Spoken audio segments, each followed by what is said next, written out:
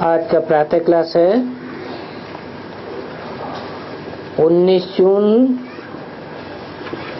1964। Record चला है ओम नमो शिवाय। बच्चों ने गीत सुना। ये किसकी महिमा थी? नमो शिवाय।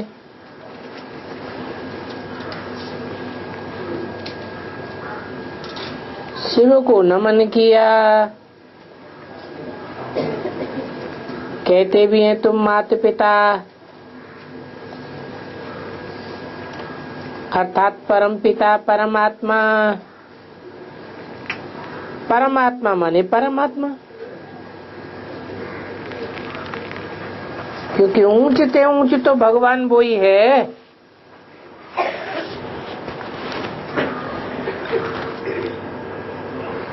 ऊंच ते ऊंच और नीचे ते नीचे, ये कहाँ की बात है? साकार सृष्टि की बात है। इसलिए कहा कि परम पिता और फिर परमात्मा।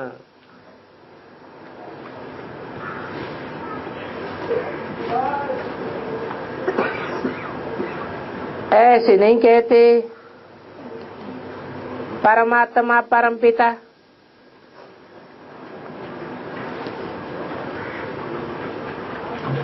ऊंच ते ऊंच गॉड फादर, ईश्वर को गॉड फादर कहा जाता है। ईश माना शासन, वर माना श्रेष्ठ, श्रेष्ठ ते श्रेष्ठ शासन करता। क्या परमधाम में शासन करता है? कहाँ करता है? इस साकार सृष्टि की ही बात है। तो पूछा जाए किसका फादर है? वो सारी मनुष्य सृष्टि का वेद का बाप है।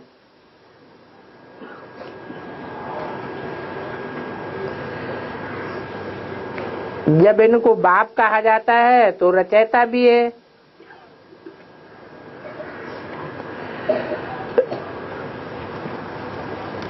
रचयिता निराकार कैसे होगा? सृष्टि साकार है या निराकार है? तो रचयिता भी साकार चाहिए। तो कहेंगे मनुष्य सृष्टि का बाप रचयिता। वास्तव में सभी मनुष्य मात्र को दो बाप हैं। एक लौकिक बाप, दूसरा पारलौकिक बाप।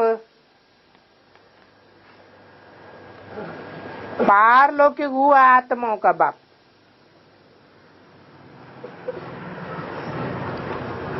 आत्माएं पारलोक में निवास करती हैं, बाप भी पारलोक में निवास करता है। परंतु आत्माओं को जिस्म देने वाला है लौकिक फादर।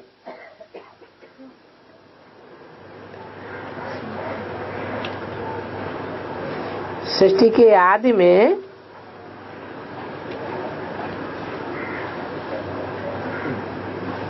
पहले जिस्म दाता कौन?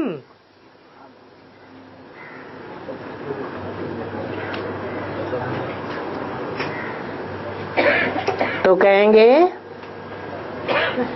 बेहद का मनुष्य सृष्टि का बाप।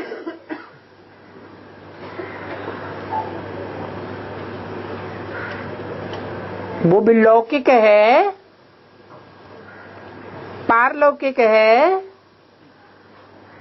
या अलौकिक है? कहेंगे बेहद का है। हद के बाप भी होते हैं, एक जन्म के होते हैं, और ये तो सब जानते हैं आत्मा तो निराकार है। जिनका निवास स्थान निराकारी दुनिया में है, जिसको ब्रह्मलोक भी कहा जाता है। किसका लोक? ब्रह्मलोक कहो, इस सृष्टि में ब्रह्मालोक कहो।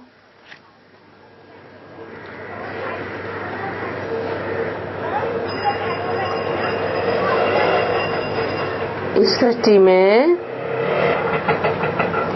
आत्माओं को अपना ज्ञान कैसे होता है? ब्रह्मा मुख से ज्ञान सुनते हैं तो एहसास होता है क्या कि हम आत्मा हैं। तो ब्रह्मलोक कहो, ब्रह्मालोक कहो,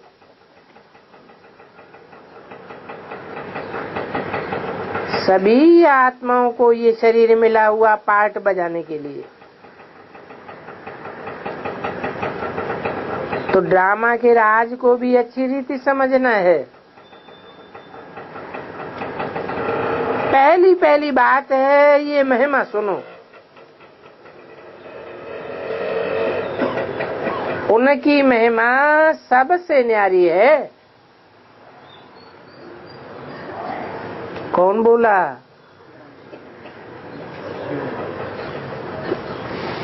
शिव बाप बोला ब्रह्मा की तन में। उनकी क्यों कहा? मेरी क्यों नहीं कहा?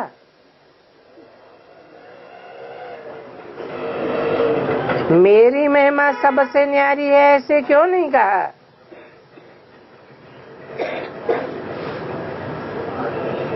क्योंकि माता के रूप में पार्ट बजाए रहे हैं। उनकी कहा ताकि समझने वाले समझ लें। ये पास्ट का पार्ट है या तो भविष्य में प्रत्यक्ष होने वाला पार्ट है।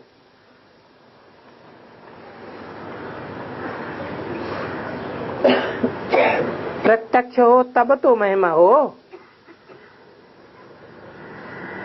प्रत्यक्ष ही नहीं तो महिमा कैसे होगी? तो बाप कहते हैं उनकी महिमा सबसे न्यारी है।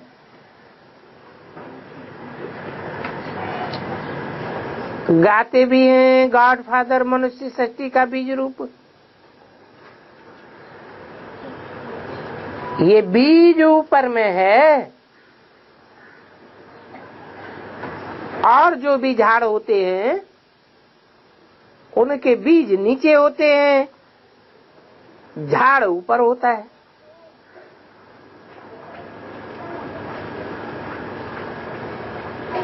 इसके लिए तो गीता में भी बोला है ऊर्ध्वम मूलम अधः शाखा। ऊपर को जड़ें हैं। जड़ें काहे से निकलती हैं? बीज से। तो जब कहते हैं ओ गॉड फादर तो सबकी नजर कहाँ जाती है? हैं? ऊपर में जाती है। तो सभी आत्माओं का फादर परमपिता परमात्मा है और उनकी महिमा सबसे ऊंची है।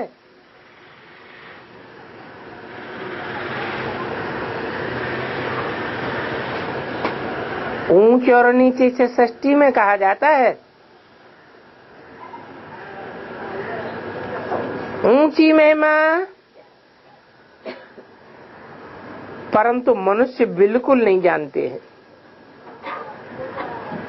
सभी आत्माओं का फादर वो निराकार बाप है। फिर साकार बाप प्रजापिता ब्रह्मा, जिसको आदिदेव, महावीर, एडम भी कहते हैं।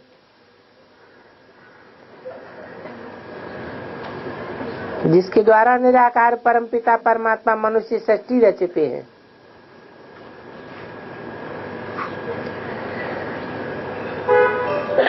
तो फादर को तो कभी भी बेअंत नहीं कहा जा सकता।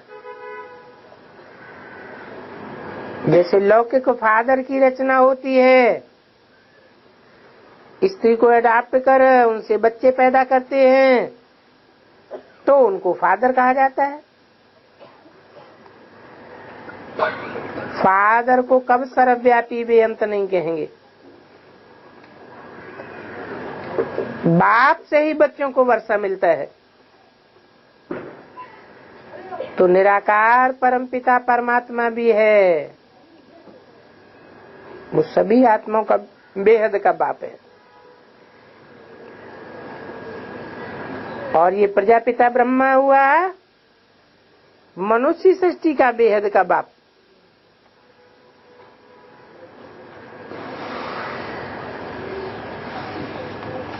ये भी समझना है,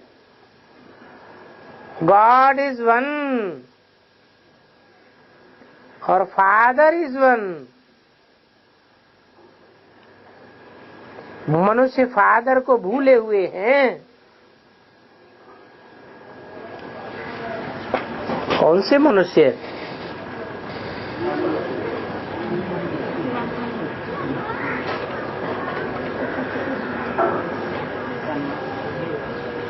चाहे विधर्मी आत्माएं हो,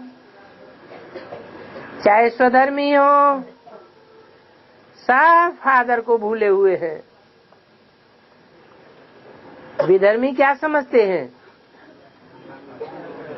वो निराकार है। भारतवासी समझते हैं साकार है। तो दो हैं या एक है? बाप कहते हैं father is one, God father is one. तो कैसे? जरूर निराकार साकार में आते हैं। तो मनुष्य भूले हुए हैं फादर को। आत्मा अपने फादर को भूल गई है। फादर को भूलने के कारण सभी मनुष्य आर्फन बन गए। फादर को न जानने के कारण बहुतों को यानी रचना को, भाई बहन को याद करते रहते हैं। फादर को भूल आपस में ही लड़ते झगड़ते रहते, निर्धन के बन पड़े।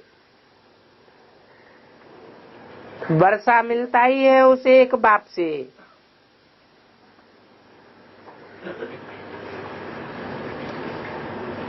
न निराकार से और न साकार से। आकाश से भी कोई वर्षा नहीं मिलता।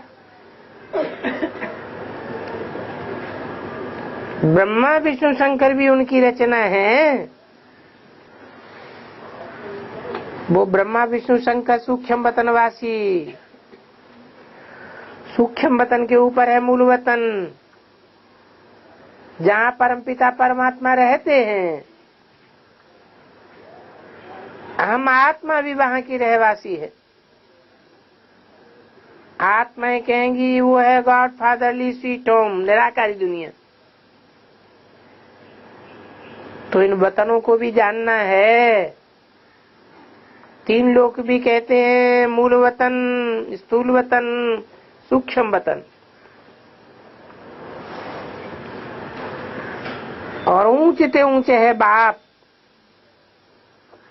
वो है करण करावनहार, क्रिएटर, डायरेक्टर, वो परम पिता परमात्मा ही है। पहले पहले क्या क्रिएट करते हैं?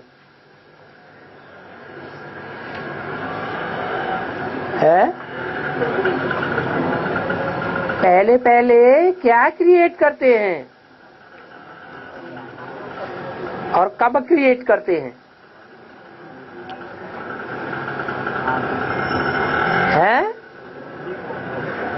कब? संगम युग में। अच्छा, संगम युग में भी कब क्रिएट करते हैं? संगम भी तो 100 साल का है। सृष्टि के आदमी क्रिएट करते हैं। किसी की बुद्धि में क्रिएट हुआ? अगर सृष्टि के आदमी क्रिएट किया होता तो बहुतों को पता चलना चाहिए, ये ब्रह्मा, ये विष्णु, ये शंकर तो क्रिएट हुआ सृष्टि के आदि में। कोई की बुद्धि ने जाना तो नहीं, तो कब जाना है? 76 के बाद भी तुरंत नहीं जाना ब्रह्मा कौन, विष्णु कौन, शंकर कौन।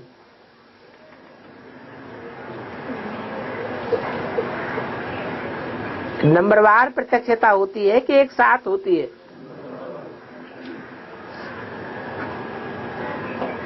तो जाना तो पहले पहले ब्रह्मा विष्णु शंकर को क्रिएट करते हैं,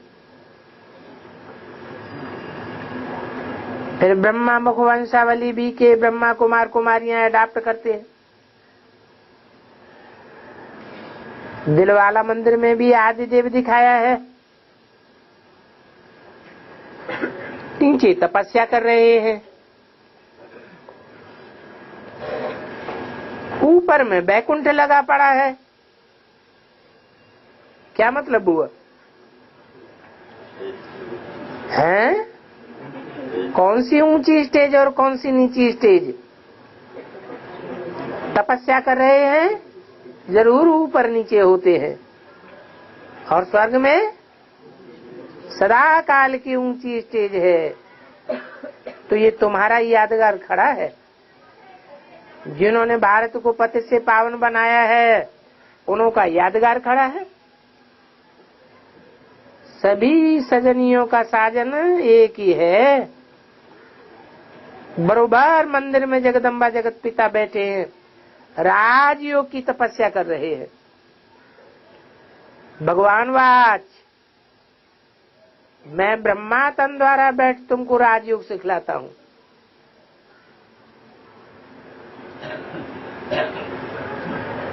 है? कौन से ब्रह्मा तन द्वारा?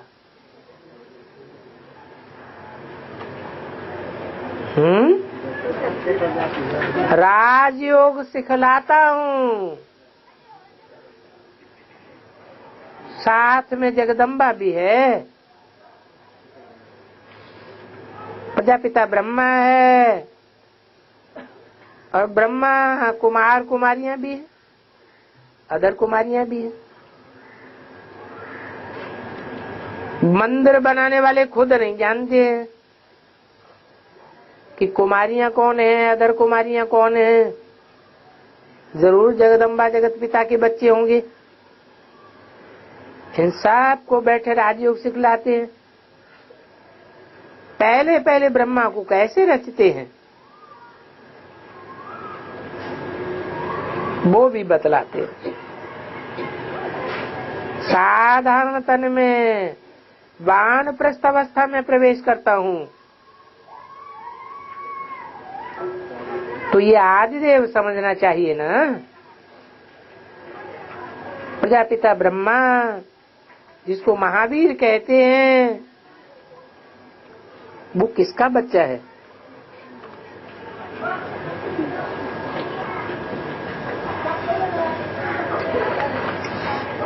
किसका बच्चा है? शिव बाप का बच्चा, शिव बाबा का नहीं है, ब्रह्मा का बच्चा है। माँ का तो बच्चा होगा ना। ब्राह्मण बने बगैर, ब्रह्मा का बच्चा बने बगैर प्रजापिता था क्या? बाप बैठ समझाते हैं, इस ब्रह्मा के तन में मैं प्रवेश करता हूँ, मेरा नाम शिव है। ऐसे नहीं है कि बाप आते ही नहीं है। गाया हुआ है यदा यदा ही धर्मस्य। इस समय ये पतित दुनिया है, वो बात भी समझनी चाहिए। बाप समझाते हैं, मैं ही गति सदगति दाता हूँ। गंगा नदी को गति सदगति दाता नहीं कहेंगे, कह नहीं सकते।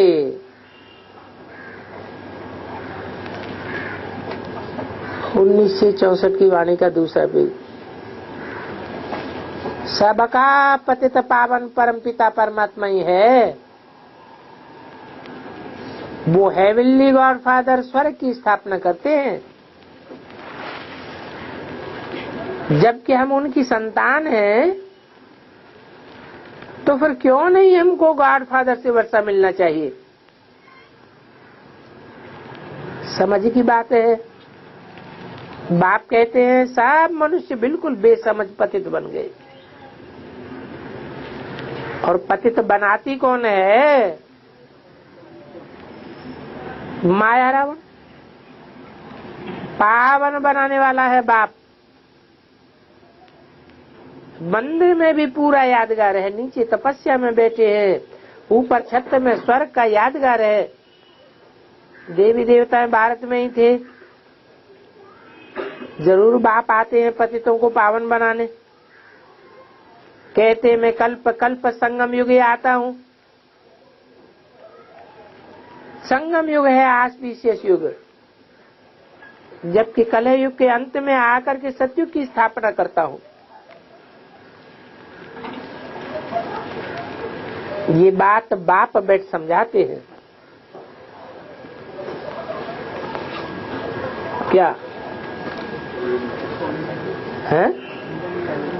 और कोई नहीं समझाता क्या बात है? कि कब कलयुग का अंत होता है, कब मैं आकर के सतयुग की स्थापना करता हूँ, कब है? संगम युग में? संगम युग भी तो 100 साल का है। सन 36 में, हाँ 76 में है।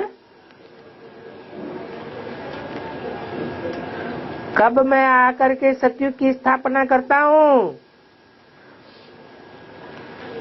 ये बाप बैठ समझाते हैं। ये भी पहचान है बाप की, और कोई नहीं बैठ समझाता है। तो समझाया नहीं क्या? कब? अरे कब है संबत एक एक एक? तो ये बाप बैठ समझाते हैं, वो जन्म मरण रहित है। कौन? जो बैठ ये बात समझाते हैं वो हो जन्म मरण रहित है। न उसका निश्चय रूपी जन्म होता है, न अनिश्चय रूपी मृत्यु होती है। मनुष्य को भगवान कहा ही नहीं जा सकता। मनुष्य तो 84 जन्म लेते हैं। तुम बच्चे जानते हो ये मृत्यु लोक है, सतयुग को कहा जाता है अमर लोक। ये तो राव रव नरक है। मनुष्य मात्र कैसे एक दो को काटते रहते हैं। भारत ही पावन था जिसमें देवी देवताएं राज्य करते थे। बाप आते ही है पतित दुनिया पतित शरीर में। जरूर जो पहले सतयुग में आया होगा उसके ही तन में आवेंगे।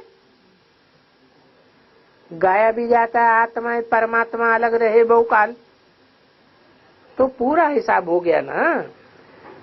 पहले आदि सनातन देवी देवता धर्म वाले ही थे।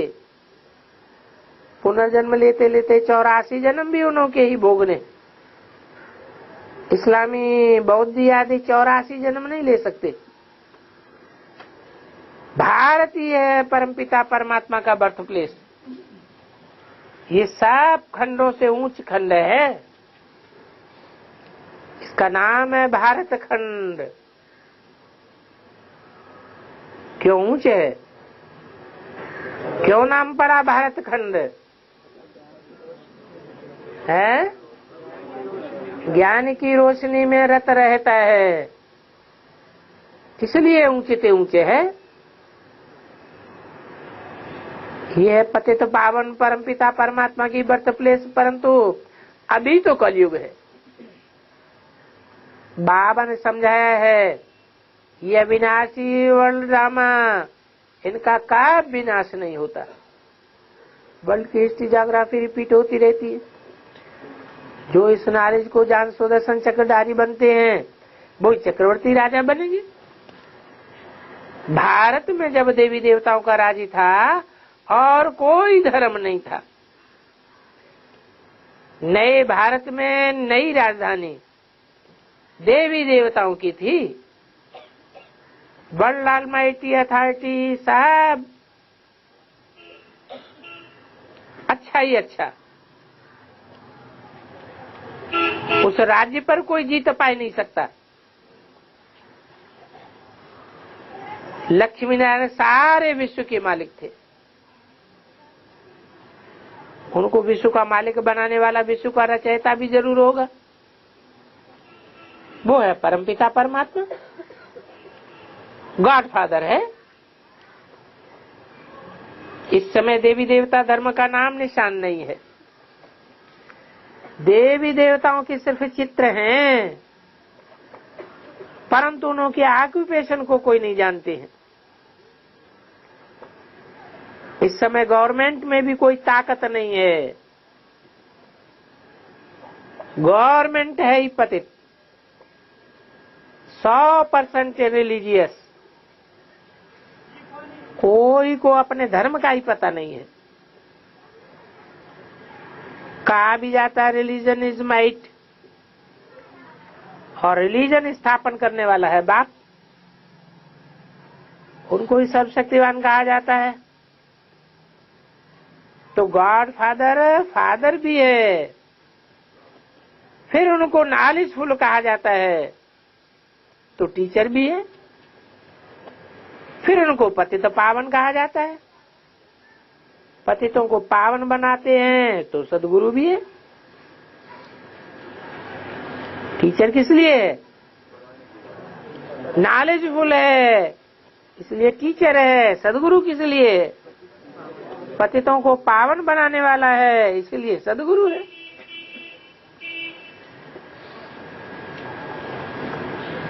उनका कोई भी फादर नहीं, कोई भी टीचर नहीं।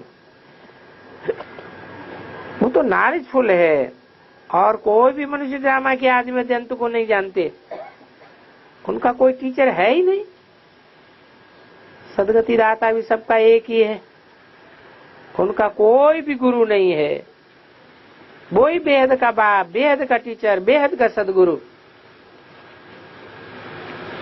अभी बाप समझाते हैं भारत कंगाल पतित है और पतित बनाती है माया रावण। अभी भारत आसुरी राजस्थान है। राजाएं अनेक हैं। सतयुग में देवी राजस्थान था जिसको स्वर्ग हेवन कहा जाता था। भारत ही ऊंचे ऊंच, ऊंचते ऊंच अविनाशी खंड। अविनाशी बाप का ये बर्थ प्लेस है। भारत खंड कभी भी नाश को नहीं पावेगा और सब खंड खलास हो जाएंगे। तो बाप का भी इस ड्रामा में पार्ट है, जो पति सृष्टि को पावन बनाए आदि सनातन धर्म की स्थापना कराते हैं। शंकर द्वारा अनेक धर्म का विनाश कराने का निमित्त पार्ट है। ये विनाश कोई अकल्याणकारी नहीं है, ये तो रुद्र ज्ञान यज्ञ है, जिस यज्ञ से ये विनाश ज्वाला प्रकट हुई है। कृष्ण का यज्ञ नहीं है और न कृष्ण ने गीता सुनाई है। हाँ, कृष्ण भगवान वाच नाम तो दे दिए है। भारतवासियों ने गीता माता को खंडन कर दिया है। गीता है सर्वशास्त्र में ही शिरोमणि। माता गीता का बाप मनुष्यों ने कृष्ण को बनाई दिया।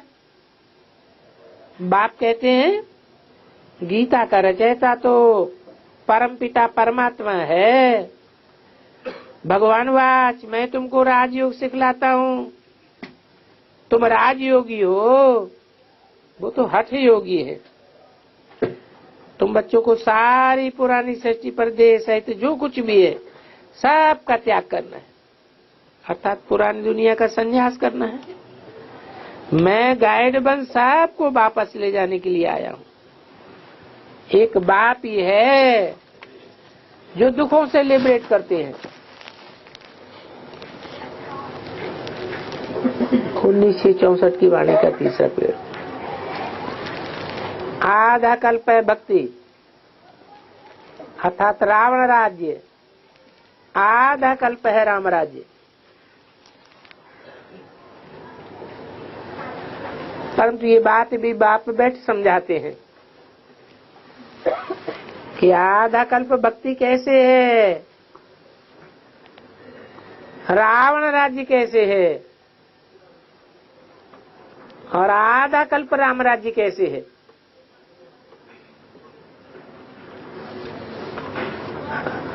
आधा कल्प राम राज्य है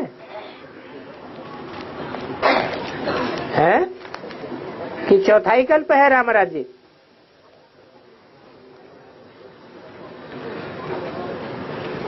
राम राज्य चौथाई कल्प है या आधा कल्प है? आधा कल्प कैसे? त्रेता ही में तो राम राज्य होता है, सतयुग में तो नारायण का राज्य होता है। हाँ, ये बात भी बाप बैठ समझाते हैं। दुनिया में कोई इस बात को नहीं जानते हैं।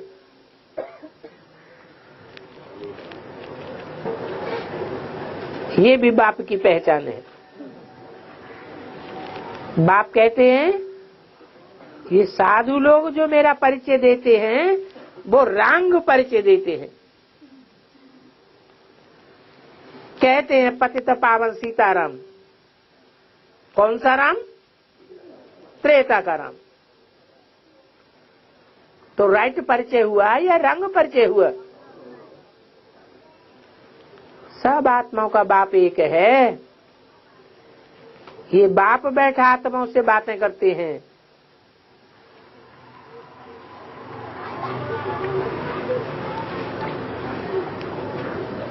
आत्माओं से बात करते हैं। सब आत्माओं का बाप एक है तो सब आत्माओं से बात करते हैं क्या? हाँ, जो आत्म की स्थिति में प्रैक्टिकली स्थिर रहने की योग्यता रखते हैं उन्हीं से आकर के बात करते हैं। सब आत्माएं तो आत्म की स्थिति में स्थित होते ही नहीं। बाप समझाते हैं कि संन्यास अनेक प्रकार के हैं। ये है तुम्हारा प्रवृत्ति मार्ग। भारत में प्योरिटी थी तो पीस प्रॉस्पेरिटी थी। अभी प्योरिटी नहीं है तो प्रॉस्पेरिटी भी नहीं है। सब रोगी दुखी हैं। अभी भारत दुखधाम है, भारत ही सुखधाम था। अभी बाप कहते हैं बच्चे मेरे साथ योग लगाओ, पहले तो निश्चय होना चाहिए हम आत्मा हैं, न कि परमात्मा है। क्या हैं हम? क्या हैं हम? आत्मा हैं, परमात्मा क्यों नहीं है?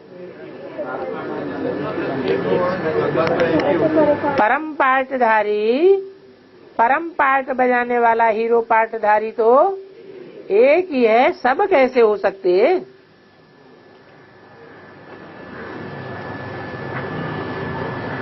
जैसे सन्यासी कहते हैं ईश्वर सर्वव्यापी है। अरे परमात्मा की तो महिमा ही बहुत भारी है। कहते हैं तुम माता पिता हम बालक तेरे, तो माता पिता सर्वव्यापी बेअंत कैसे हो सकता? भारतवासी धर्म भ्रष्ट कर्म भ्रष्ट हो गए हैं। सतयुग में सब पवित्र थे, अब वो ही भारतवासी अपवित्र बन गए हैं। ब्राह्मण से देवता, क्षत्रिय वैश्य शूद्र वर्ण होते हैं ना। तुम हो प्रजापिता ब्रह्मा की औलाद ब्राह्मण। आदिदेव ब्रह्मा को किसने जन्म दिया? बाप कहते हैं मैंने इसमें प्रवेश कर इनका नाम ब्रह्मा रखा।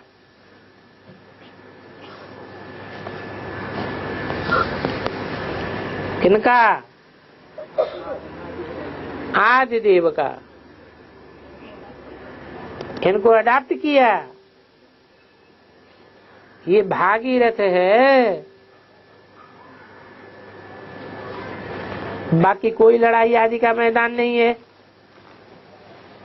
तुम तो अहिंसक हो, हिंसा डबल होती है। एक तो काम कटारी की हिंसा, दूसरी फिर एक दो को मारने की। बाप कहते हैं ये काम महाशत्रु है, इससे तुमने आज मध्य अंत दुख पाया है। रावण राज्य द्वापर से शुरू हुआ है, जबकि ब्रह्मा की राज शुरू होती है। ये संगम युगी सबसे कल्याणकारी है। पीछे तो नीचे उतरते जाते हैं। देवताएं क्षत्रिय से वैसे शूद्र वर्ण में आना ही है। जो ब्राह्मण धर्म के होंगे वही ब्रह्मा कुमार कुमारियां बनेंगे। मंदिर बनाने वाले कुछ भी नहीं जानते, ड्रामा अनुसार यादगार बनाए जाते हैं। अब हैं तो ये सब ब्लाइंड फेथ, जैसे कि गुड़ियों की पूजा करते हैं। 8-10 भुजाओं वाले मनुष्य तो होते ही नहीं है। भारत में अंधश्रद्धा बहुत है। परमपिता परमात्मा से बेमुख करने वाले ये कलयुगी गुरु लोग हैं। या तो कह देते हैं सर्वव्यापी, या तो कहते बेअंत। अब फादर बेअंत कैसे हो सकता? आगे ऋषि मुनि सब कहते थे कि हम रचयिता और रचना के आदि मध्य अंत को नहीं पा सकते। ये तो रचयिता ही बता सकते हैं। अभी के तमिलगुड़ी सन्यासी लोग फिर कहते हैं सर्वव्यापी है। उनसे भी तमो प्रधान सन्यासी कहते हैं शिवोहम तत्वम ब्रह्मास्मि। तो ये धर्मग्लानि हो गई ना।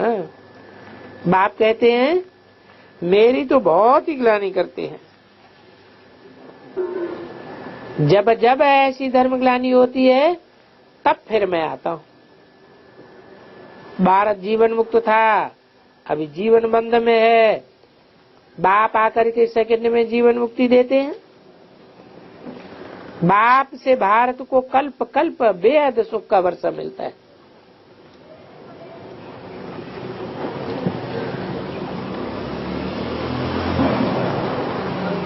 मुक्ति जीवन मुक्ति का वर्षा मनुष्य को नहीं दे सकता। ये कलयुगी गुरु हैं, सब डुबोने वाले। पार ले जाने वाला एक ही सदगुरु है। तुम विश्व के रचयिता बाप द्वारा विश्व के मालिक बन रहे हो।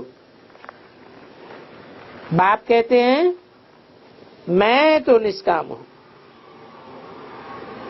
ब्रह्मा द्वारा तुमको विश्व का मालिक बनाए, मैं वानप्रस्थ में बैठ जाता हूं। गाया भी जाता है दुख में सुमिरन सब करे,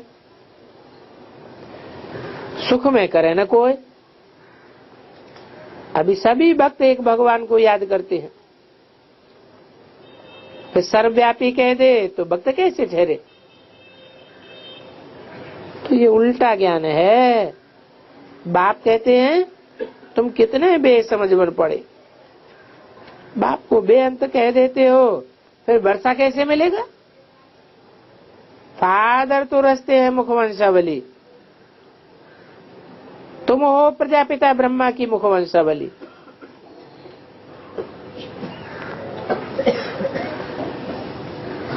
और वो ब्राह्मण है कुखवंशावली। कौन से है? तुम हो प्रजापिता ब्रह्मा की मुखवंशावली। तुम माने कौन? तुम हो प्रजापिता ब्रह्मा की मुखवंशावली, और बाकी कितने ब्रह्मा और हैं? पंचमुखी ब्रह्मा कहा जाता है। एक है प्रजापिता ब्रह्मा, बाकी 4 ब्रह्मा और हैं। ब्रह्मा से विष्णु बनते हैं, विष्णु की 4 भुजाएं भी दिखाते हैं। अब भुजाएं अपने आप तो नहीं चलेंगी, चलाने वाला भी चाहिए। तो 5 आत्माएं हैं जो ब्रह्मा के रूप में कही जाती हैं, जिनमें प्रजापिता ब्रह्मा है मुख्य। तो तुम हो प्रजापिता ब्रह्मा की मुखवंशावली, और वो बाकी वो है कुखवंशावली। वो जिस्मानी पंडे हैं, वो ब्रह्मा कुमार कुमारी तो हैं, ब्राह्मण तो हैं, लेकिन किसकी यात्रा कराते हैं? जिस्म की यात्रा कराते हैं। तुम हो रूहानी पंडे।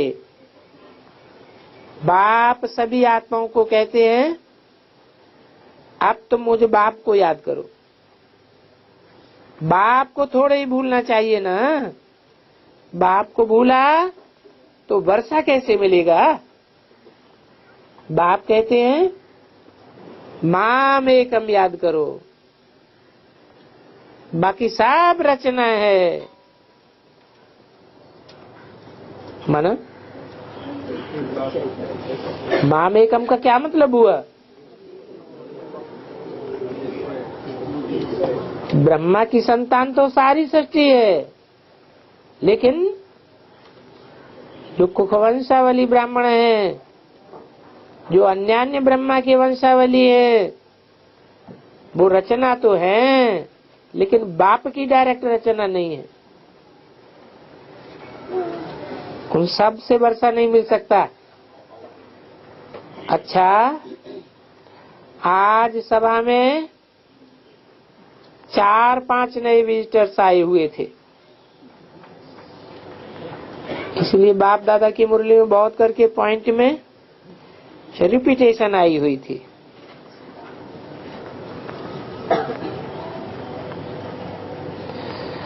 अच्छा, माता पिता बाप दादा का नंबरवार पुरुषार्थ अनुसार याद प्यार और गुड मॉर्निंग। ओम